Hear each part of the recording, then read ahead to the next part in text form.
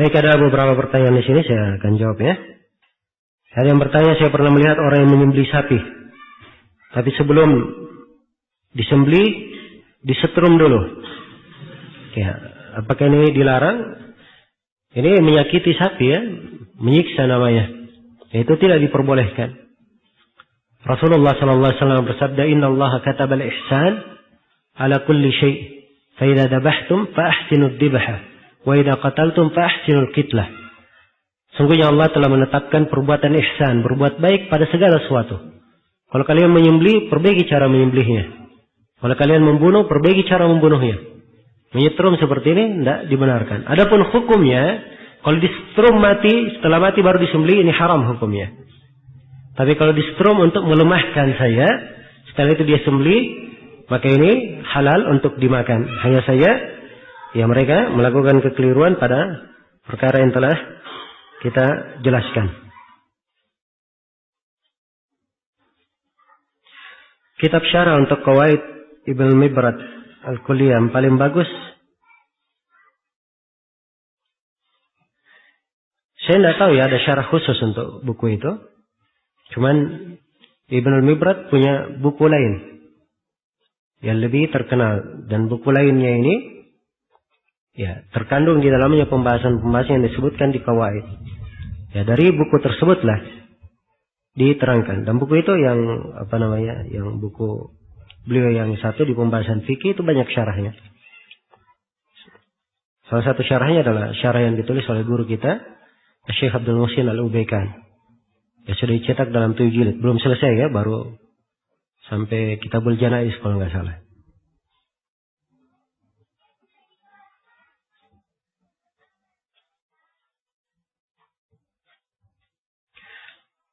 Apakah yang bersyirikat pada unta atau sapi boleh kurang dari 7 orang?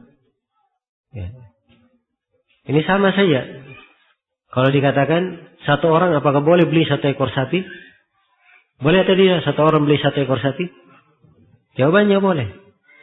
Ya, jadi kalau 1 ekor sapi dibeli oleh 2 orang, boleh atau tidak? Juga boleh. 3 orang boleh, 6 orang boleh, 7 orang boleh. Kalau 8 orang baru tidak boleh. Ya, sebab batasan paling maksimalnya bersyirikat antara berapa? 7 orang. Iya.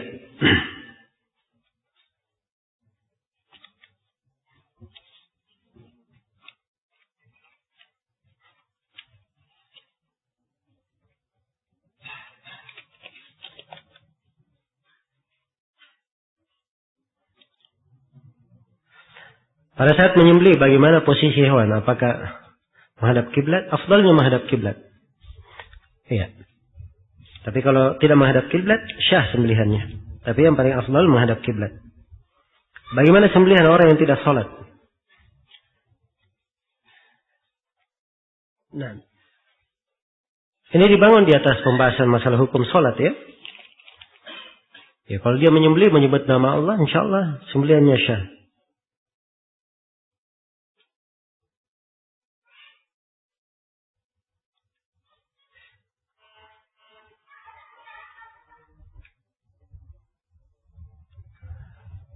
Ustaz, Anda punya majalah yang dikelola oleh dai-dai dari Hiyat Turat.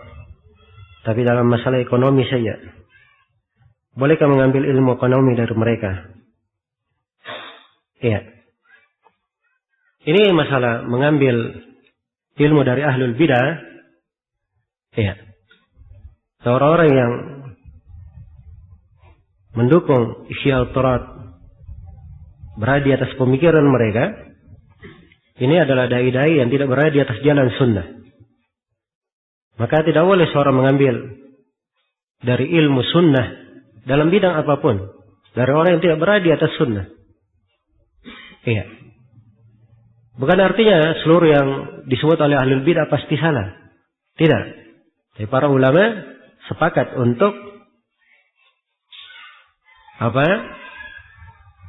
memboikot ahlul bidah dan tidak menganjurkan manusia belajar. Sebab mungkin saja ada hal-hal yang mereka masukkan di sela-sela pembahasan mereka yang lain dianggap bagus. Kemudian sisi yang kedua, masalah ilmu ekonomi sekarang. Semua orang yang bicara masalah ilmu ekonomi, semuanya ambil dari para ulama ahli sunnah. Ngapain ngambil dari orang-orang yang bermasalah? Iya. Ilmu apa saja ada di kalangan para ulama ahli sunnah yang diterangkan. Dan tidak perlu seorang melihat kepada menjatuhkan dirinya ke dalam bahaya. Iya.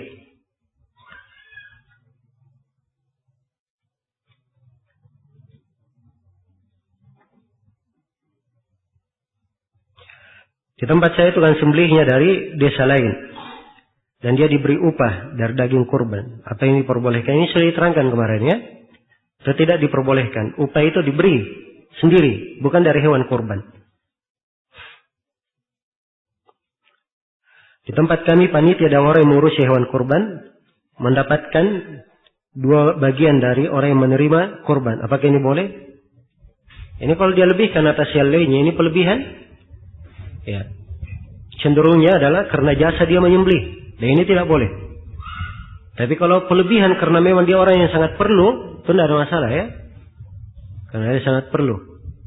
Tapi kalau karena jasa dia menyembelih, itu tidak diperbolehkan. Baik. Bagaimana hukumnya membuka rekening? Ya, kalau dia perlukan dalam hal tersebut untuk menjaga hartanya, dia khawatirkan hilang, maka itu tidak ada masalah. Sebab ini dari sesuatu dikatakan ta'ummul balwa. Ya, sulit seorang menghindar darinya. Sekarang apa-apa semuanya kalau orang mau kirim pasti pakai apa? Jasa bank. Ya, dia pakai untuk hal itu, tidak ada masalah. Insyaallah taala sebatas keperluannya dan tidak berlebihan. Iya. Dan dia hindari bentuk-bentuk riba yang ada di dalamnya. Apa yang ada dalam bentuk bunga, kalau memang dia diberikan bunga atau dinamakan bagi hasil, tidak diambil. Ya, tidak diambil, tapi bukan artinya dia kasih ke bank. Ya. Tidak diambil artinya bunga itu dia serahkan kepada kegiatan sosial yang lainnya. Apakah membangun jalanan, jembatan. Ya. Fasilitas umum lebih afdal ya. Dan sebagian ulama berpendapat boleh disalurkan untuk hal-hal yang sifatnya kegiatan kebaikan secara umum.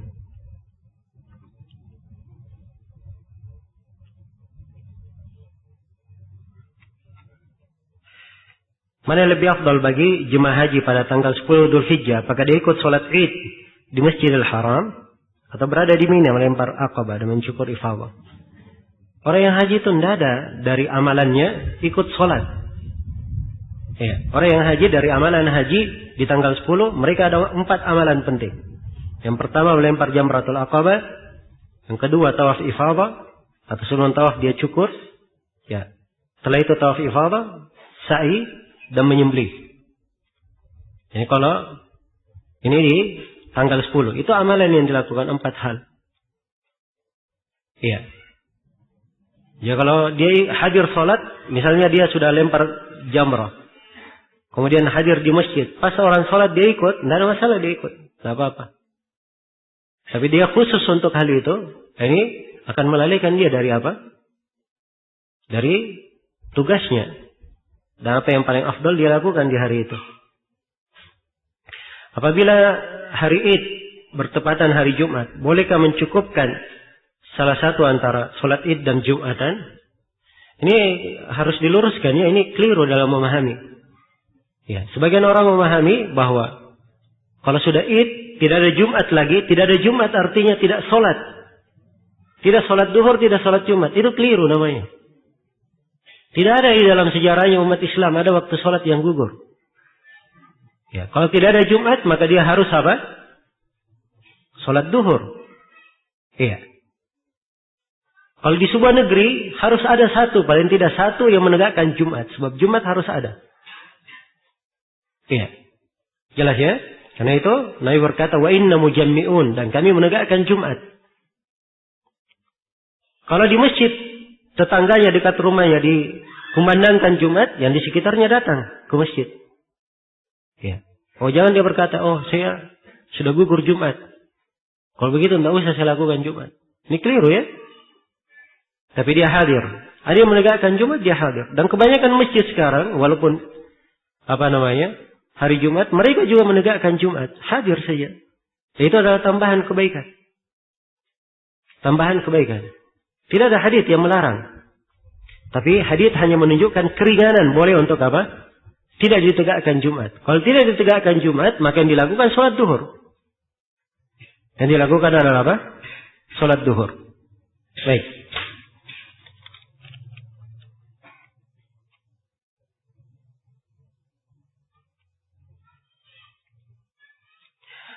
Satu ekor sapi 7 orang. Dan 7 orang ini mencicil 90.000 per bulan. Bolehkah orang ini dikatakan sebagai orang yang berkurban? Ini tadi di pembahasan orang yang berhutang. Ini hukumnya apa? Hukumnya boleh, syah saja. Ya.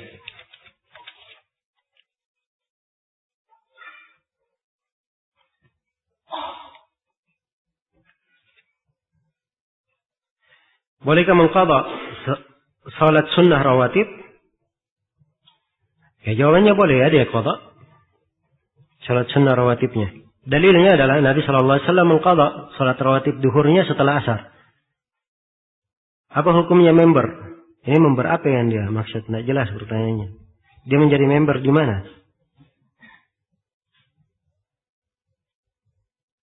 Dari kemarin saya baca pertanyaan ini, hukum menjadi member. Saya tidak tahu member apa yang dimaksudkan.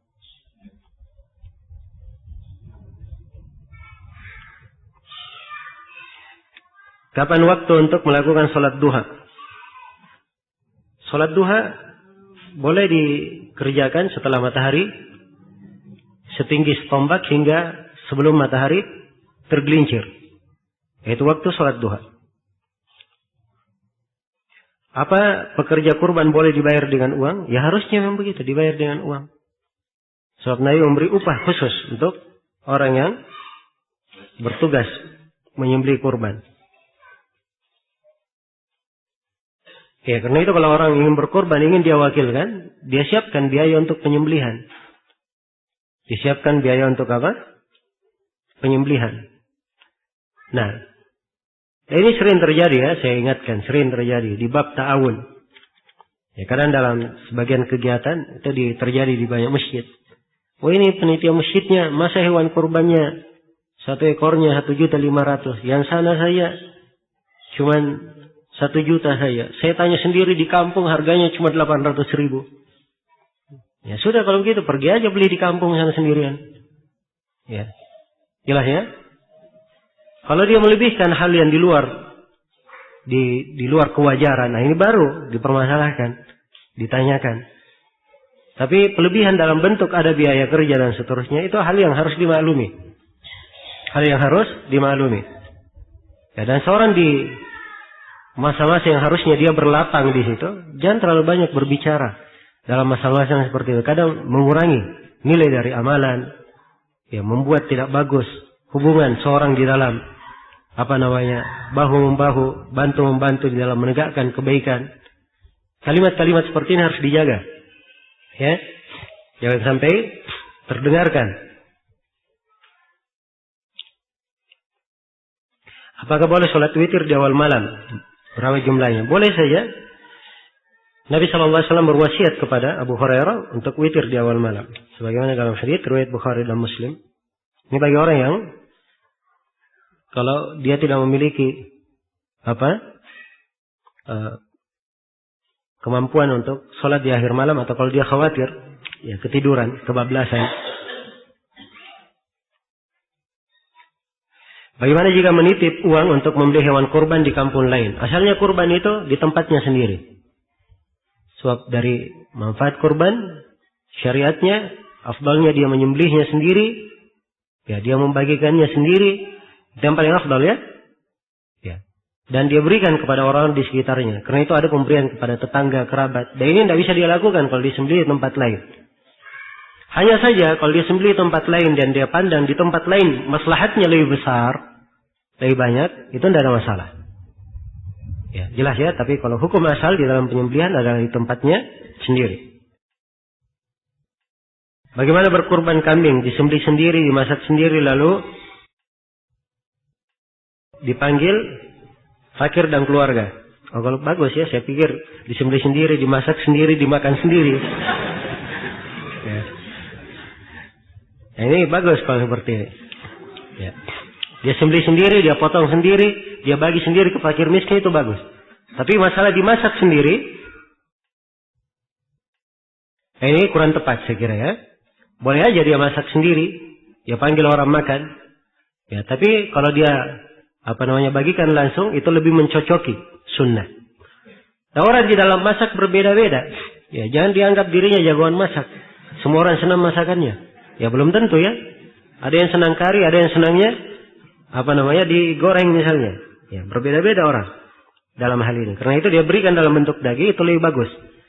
Iya. Nah, orang yang menerima daging itu haknya, dia mau makan, dia mau jual, dia mau serahkan, itu kembali kepadanya. Bagaimana hukum hewan kurban yang didapat dari hasil arisan? Di mana jumlah peserta arisan lebih 7 orang. Tapi yang disepakati, tiap tahun 7 orang yang berhak melaksanakan ibadah kurban. Ini saya nggak tahu bagaimana bentuknya ya. Ya, kalau dia terangkan bentuknya mungkin saya bisa jawab. Itu tidak jelas ya, caranya ini tidak jelas. Dan saya khawatir ada pelanggaran syariat di dalamnya.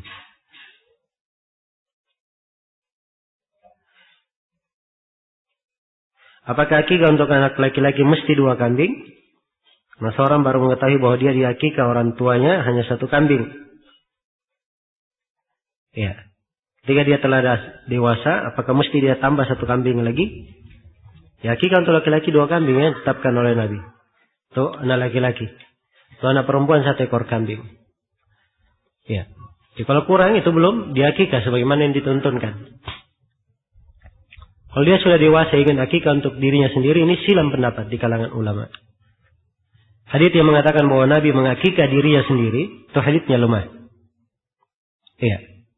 Haditsnya lemah. Dan asar dari para ulama hanya menyebutkan akikah tanggal 7, 14, 21. Terikat dengan waktu. Dan saya sendiri, yang sekarang saya lebih condong kepada pendapat yang mengatakan bahwa akikah itu terikat waktu. Apabila sudah lewat waktunya, sudah lewat pensyariatannya. Walaupun saya terangkan bahwa ada dari ulama kita menganggap syah hal tersebut. Hal tersebut adalah perkara yang syah. Apakah sepertujuh sapi sudah bisa dipakai untuk 1 orang bersama keluarganya? Boleh ya, 1/7 sapi untuk 1 orang bersama apa?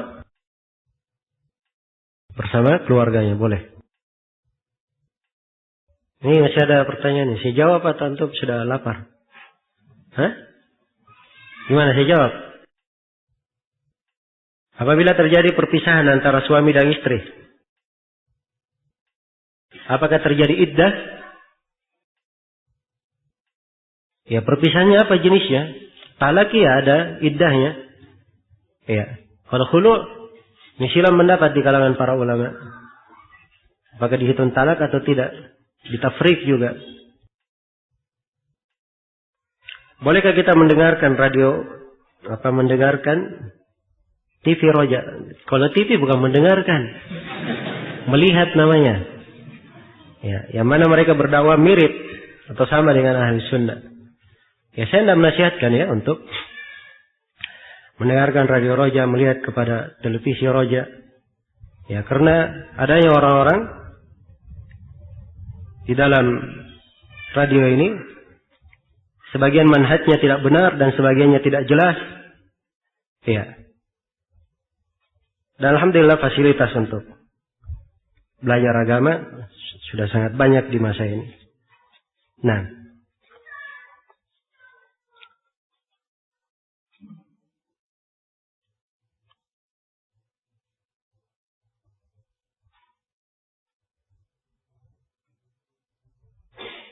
apa hukum pekerjaan jual beli mata uang seperti dolar, yen dengan nama pekerjaan? Namanya Ponex. Tidak ada masalah. Jual beli falas itu adalah hal yang diperbolehkan saja. Tapi orang yang masuk di dalamnya dia harus mengerti hukum-hukum seputar riba. Dia terjadi transaksi falas itu, harus dia membelinya dengan harga di hari itu dan langsung selesai dalam satu majelis, saling pegang, kontan. Iya. Dia harus mengerti hukum-hukum seputar riba. Kalau dia mengerti, insya Allah tidak ada masalah. ayam yang sudah dipotong sudah memenuhi syarat pemotongan. Kemudian ayam tercebur masuk ke dalam air. Apakah halal dimakan? Ini dilihat. Ketika dia masuk di dalam air, matinya karena dia disembelih atau karena dia mati tenggelam.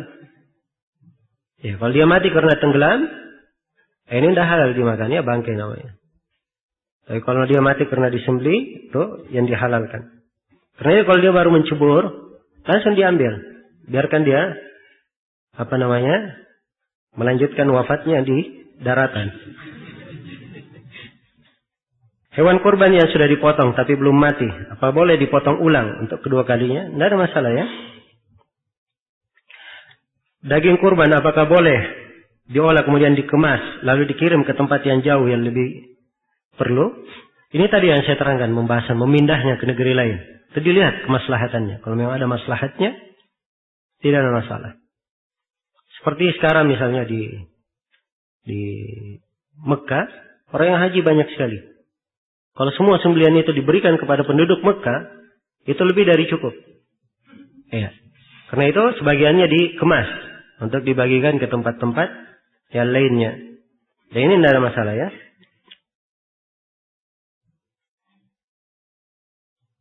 Seorang yang tidak menanggung nafkah orang tua, apakah boleh mengikatkan keduanya dalam kurbannya? Bagaimana apabila dia telah berkeluarga tapi tinggal bersama orang tua? Ya kalau dia tinggal sama orang tuanya dalam satu atap tidak ada masalah ya, kurban untuk semuanya. Tapi kalau berpisah semuanya ini masing-masing. Kalau dia bisa mampu membelikan untuk orang tuanya kurban sendiri, itu yang paling afdal. Kalau dia tidak mampu, ya Allah tidak membebani dia dari hal yang di luar kemampuannya.